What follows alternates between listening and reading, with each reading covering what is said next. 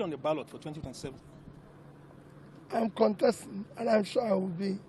And people will have to look at it. They have to look at who is competent, who have the capacity, who have everything. And I think I'm qualified. And I have the capacity to do the job. And I'm saying it over and over again.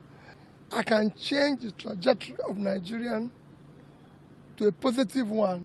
Persons with capacity, character, and compassion to do it. Character, a leader must be somebody, I said, he must be competent. He must have the character and behavior, public conduct to show that this is right, this is wrong. Hey, it don't happen. Peter Obi finally revealed a lot of secrets that you need to know about what is trending in this country right now. This one over Tinubu and Atiku. Please stick around to the end and get every single detail, because in this video you are going to find out a lot of things, guys. If you are here to subscribe, please do well to subscribe, like, and share this video. Nigeria must be better again. We all need improvement in our country. Please share this video. All right, let's dive in. In 4 years, I can change the trajectory of Nigerian to a positive one. Persons with capacity, character, and compassion to do it. You don't belong to a gang of saints. No. Saints, even saints. Although you are Saint Gregory. Gregory. No. But you are not a saint. No, saints do have from Presbyterian, and a combination of the great saints, Peter and Gregory. So it's not just I'm Peter. But in character, you are not a saint. No. In character, a leader must be somebody, I said, he must be competent. He must have the character and behavior, public conduct to show that this is right, this is wrong. Let me ask you.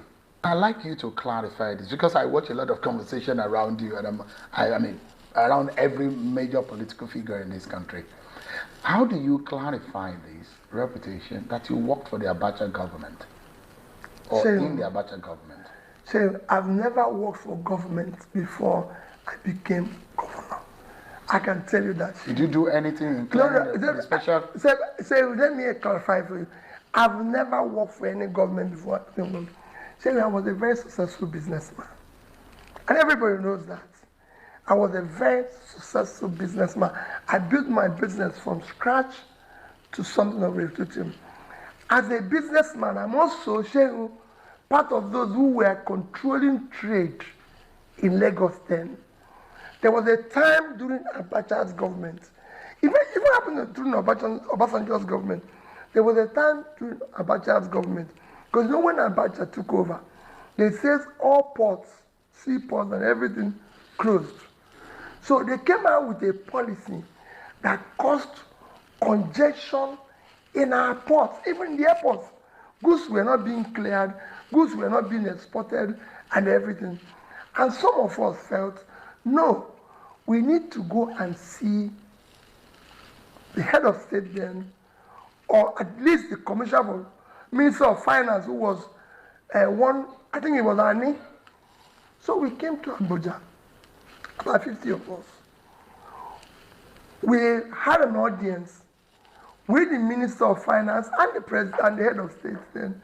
And we were able to elucidate the problem we're facing. The President then directed the Finance Minister that he should take some of us who are the leaders, should just form a committee to decongest all the ports in Nigeria. And there were about 10 or 20 ports. Make sure that in each committee, one of us is involved. That's the only thing I had to do with the port. And then when we finished, which lasted maybe 2 weeks, 3 weeks, they said, it is now time to probe and reorganize the port, because I had written in one of my comments that Nigerian Ports Authority is the only port I know in the world that have an office outside its country of operation. And couple that they've seen, they said, you become a member of the panel. He said, if anything, I was a member that tried to reorganize and sack people. saying he has nothing to do with working government. I've never met Abacha. I don't know him. I'm not in the military. All this is I'm telling you. Shey, the only time I met him when we went to talk about that. But you know what is happening now? Look for anything about Peter Obi. Anything you can see, they will tell you, oh, maybe he did this, or maybe Shey was like, you see people today say, oh, when he left government, he was owing. When he left government, he was doing this. They're even trying to frame some people to say, oh, Shey, everything I've done in my life is in the public space. For example, when I left office, Shey, I didn't just hand over the way governors hand over. I invited everybody in a massive conference room, all the traditional rulers, all the president generals, all the bishops and clergies in Anambra State, invited from federal, Okonjo Iweala, and one other minister of planning then, invited top businessmen like Dangote. They were in the hall. Invited the 3 banks where I left money. And I announced in their hall, I said, head of service, you're here. Everybody, you're here. I do not owe any public servant that the state is supposed to pay salary. I do not owe any retiree pension or gratuity. No contractor or supplier who have executed his job certified by government that is being owed shall not one. And above all, I called the 3 banks where we have money. Everybody was there. I called Access Bank. I came up with it. It's still there. I came up with it. I have in your bank 12 billion naira, $50 million in name of Anambra State. He said yes. I said, incoming governor, hand it over to you. I called then L0UD, who is now governor. I said, he was the MD of Diamond Bank. I said, I have in your bank 12 billion naira, $50 million. I said, yes, hand it over to him. I called the MD of Fidelity Bank. I have 12 billion naira with you, $50 million. Here is it. Share if you want after this interview, before you leave here, I carry it about, I give you the statement. I handed it over to him. I said, I'm leaving here, no pension, no gratuity for me. This is about the 12th year or more I left Anambra State as a governor. Say, Anambra have never bought me a bottle of pure water, a sachet of pure water. I mean, you seem to campaign more about frugality than investment. That those who say those monies that you're talking about that you're leaving could have been invested. So I invested it.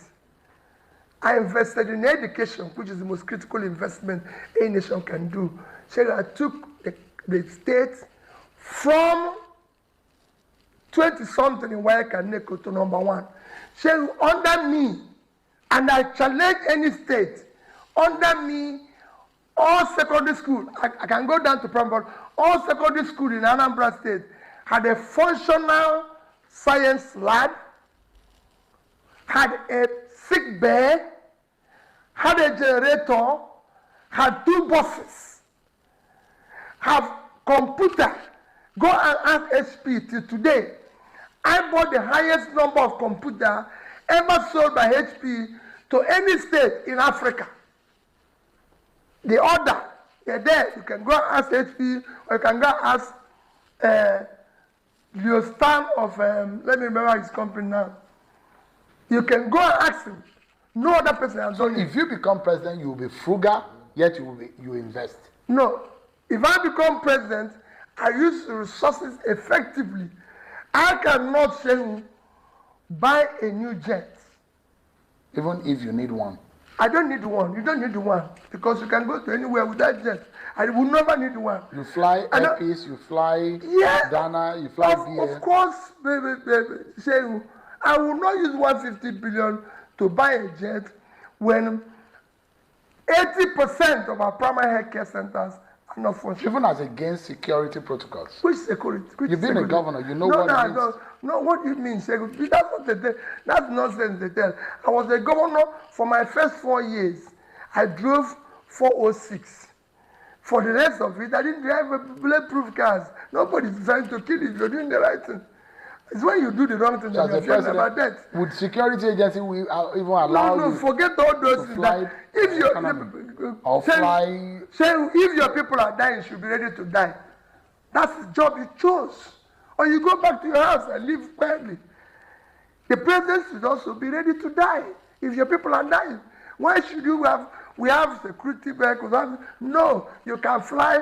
Who is protecting you in the air? If you crash and everybody dies, the British Airways flies every day. How many people have died? Are they going to provide you security in the air? Let me take you to because what is important for our nation today is the alternative and the options that we have as a people, the hope of a better Nigeria. And economy is very key. And I look at this government, the administration says they are focused heavily on currency reforms and subsidy removal, which many say have worsened inflation and hardship for ordinary Nigerians. What alternative economic strategies would you pursue to stabilize the economy and protect the most vulnerable compared to the current government's approach should you become president? So, I campaign on removal of subsidy. Remember, but I said, one, there's a corruption associated with the subsidy that you need to remove first. If you had removed it, that's what I said, yes, but it was done in a disorganized manner. So everything is about organization. There's a corruption associated with it that you need to remove first to know the actual subsidy and organize how you can gradually deal with whatever is remaining, and people must have to see the alternative. So when this government removed subsidy, do you know what they said? They said is to stop borrowing to sustain it. But this government has borrowed more than government of Yar'Adua, Jonathan, Buhari put together. As at the time Buhari left, our debt was about 80 trillion. Today we're almost 180 trillion.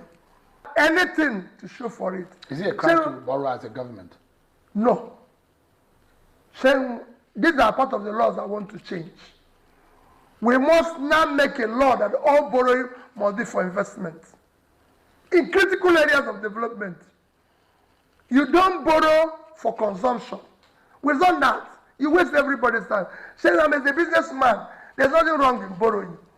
If I borrow to build factory, it's different if you borrow to bury your father. Because your father is of no value. It's gone. It's just consumption. That's why I keep saying that I want to move this country from consumption to production. For example, what would you borrow for if you were president? I'll borrow to finance education. I'll borrow to ensure that Nigerians have power. I can go on and on. There's so many things. How long can it take you, for example, to fix Nigerian power situation? You went to Egypt. Thank you. What did you learn from them? That's it. It took Egypt 5 years. We're not going to fix overnight. But remember what I said. Nobody expects 100% success. They want 100% effort. If development and what you do, governance must be measurable. So if we decide, okay, we are now at 4,000. We can decide, I'm only going to do 8,000. But annually, there must be improvements. How would you do it? How would you fix power? It's not rocket science. Egypt, I'm not saying now, the 3 countries that improve power in the recent time, unless one did it yesterday, as at the time I went to Egypt, we are 3 countries in the world: India, Vietnam, and Egypt. And those are developing countries. So, governance is about learning from best practices. It is not rocket science. So have you identified why I'm over 40 and I've not, in my lifetime since I was born, I've not experienced constant electricity, and my children were born into a similar situation. The question is, have you identified what the problem is? Yes, the problem is in failure of leadership. That's the problem of electricity. Everything. If you have a determined leader, he will learn, he will ensure implements it vigorously. So let me give you I'm giving you an example that I came into a state where, so before I became governor of Anambra State, Anambra was being used for wrong reasons. Governors were fighting, houses were being burned. Every time you call Anambra, it's like 11. When I came there, so when I became governor in Anambra State, the day I was sworn in, there was no government house. There was no governor's lodge. We didn't have a secretariat. All our ministries were scattered all over the place. All these things were happening. People didn't know where. Then, of course, you know that our schools were closed for 2 years and everything. But how come all this changed? And we become an exemplary place. Because vigorously you said, this is wrong, and I'll pursue what is wrong. Look at what is happening now in Nigeria. Not even, we are a democratic country. Are we democratic today? So is there rocket science to say, I'm a president of a country? I will obey and follow the rules. Election must be free and fair. So I will do that. So is there any difficulty in making sure I want a strong party? I want strong opposition party. So I will not be happy, like the president announced, that is happy that the opposition is in crisis. I will go there and solve it. As governor of Anambra State, you've seen me say it every day, Fashola is alive. He was coming to my state to campaign for Dr. Chris Ngige. In an election I'm campaigning, I gave him my official vehicles, gave him everything. That drove him to the campaign. Same in my life, Obasanjo was coming to campaign Dandy. In an election I'm contesting, I drove him to where he's going to campaign. In front of me, the House of Assembly, which is under me, passed a resolution that they want Andy, not me again. Oju Sokalu is there. He came to campaign for Uche Ekunife. I gave him the vehicles that took him to the campaign. When he finished, he came to my lodge, ate lunch in front of me, standing this way, Uche standing this way. He said he has come to campaign, that I have done well, Uche will replace me. And I was in that election. And when they go say, oh, Peter, you're too weak. I said, are there the people going to vote? When the people voted, they voted for me. So the same thing that president is doing by employing or appointing Yinsom Wike as FCT minister and empowering the opposition, the kind of thing you're describing. No, he's not empowering the opposition. I want strong opposition parties. Even, let's say I'm president today in one party, I want strong PDP. That means I want a Labour. I want strong APC. I want to listen to democracy. them. I want to see democracy thrive. I want people to understand. I want to listen to the opposition. Because they might have an idea that is superior to what I have. That is governance. Would you be forming something like a government of national unity and taking people who are not in your party to form government? Is that the kind of thing you would do? So we are talking about Nigeria. If they have something that is better, I will take it. You appoint ministers outside of your party? It's not a question of appointing ministers. I'm appointing Nigerians who are competent. Happens everywhere. So the government of England went to Canada to hire a central bank governor. Do you know how old England is? That colonized Canada. They went there because they wanted to function. It's only in this country that you put in competent people in a place because they're your relation or they know you, and that's what I'm clamoring for.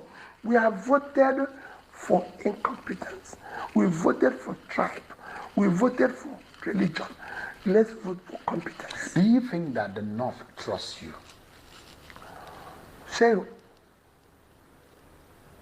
I want them to trust me. The biggest asset of this country is in the North. The uncultivated land in the North. The criminality we face in the North today, I will deal with it. So if I'm president, the North will celebrate me. I have an idea of the problem. So I'm in this country When, if I'm looking for cash, I go to Kano.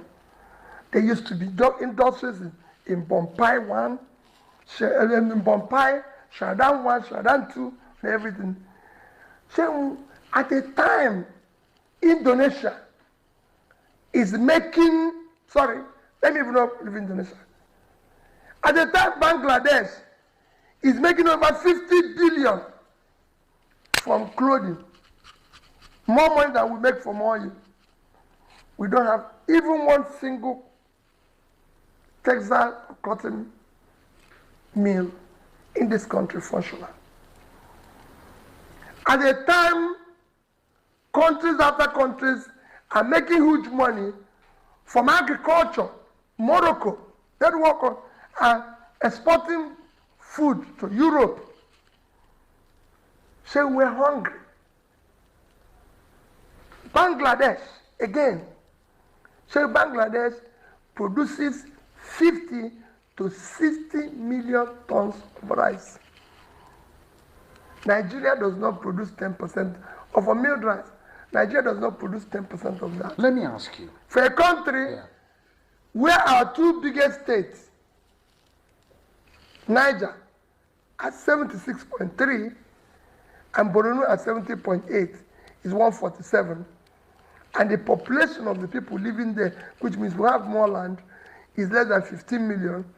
As against Bangladesh, 148,600 square kilometers.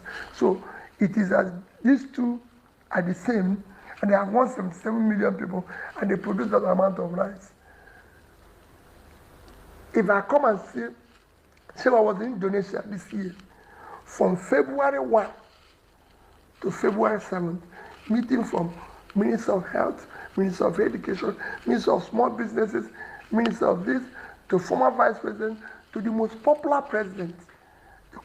And so you learn, and what they did is not rocket science. Let me ask you, Mr. Peterby, there is a popular slogan that you used in the campaign, from consumption to production. Yes.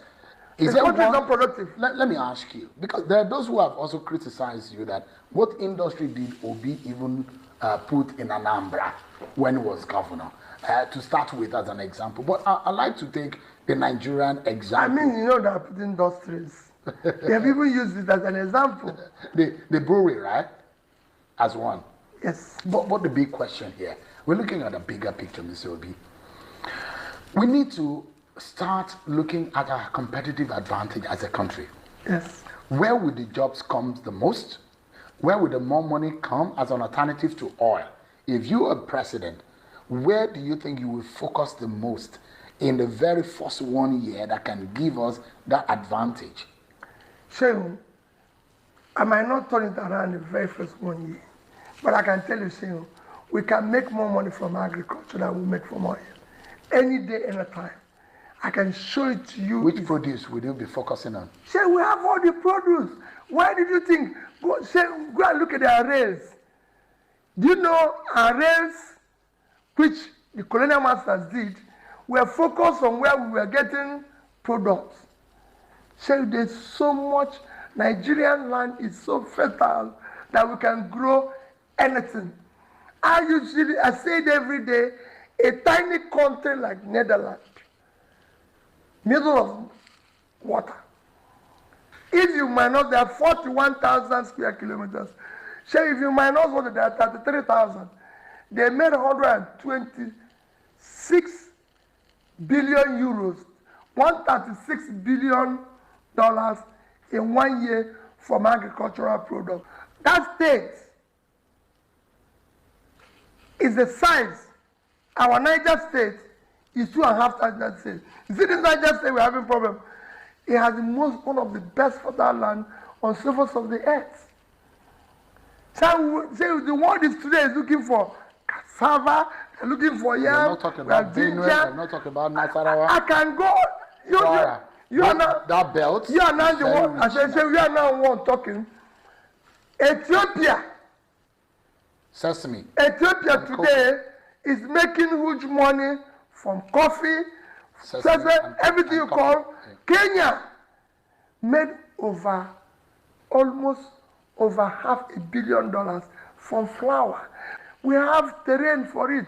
We have 54,000 square kilometers of land in Taraba, not Taraba here, that can grow all that. Which one would you focus on? All of them.